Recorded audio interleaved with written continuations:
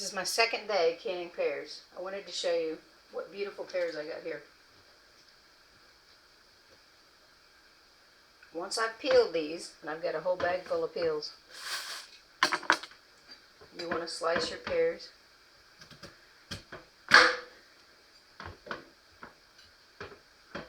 I've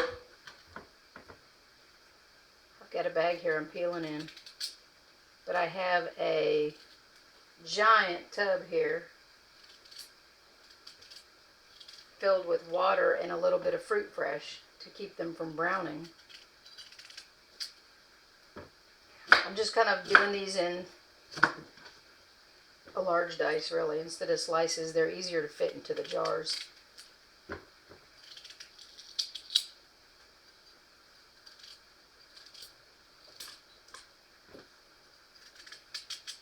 These are just gorgeous.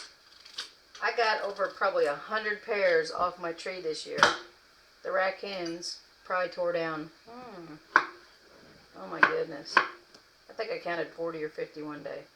Oh, they're so juicy. You don't want them to ripen all the way on the tree because then they will just be too soft. This one's a little soft. I should just eat it, but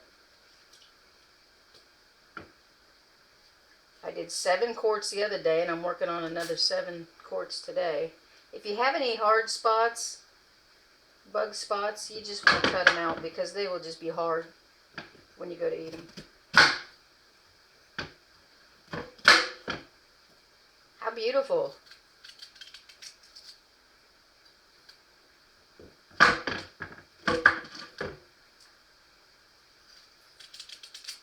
I've got my water bath canner heating up on the stove. I also have a Dutch pot on the stove that's got a little bit of sugar water.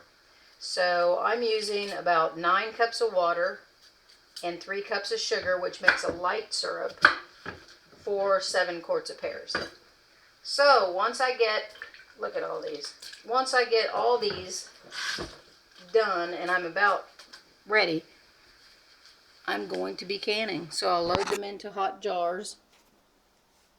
I've just got hot water in my jars right here, right now. But I've got everything going on the stove. A pot that you're going to want to boil your lids in just for a few minutes to get the rubber seals soft. This is going to be my sugar water that I'm going to load into the jars after I put my pears in. And my water bath canner is getting hot. Once you have everything loaded in the canner, you want the water right above the jars, and you want to boil quarts for about 25 minutes. Here's my results from the other day. Beautiful, beautiful peaches. Or pears. Hello. Start canning.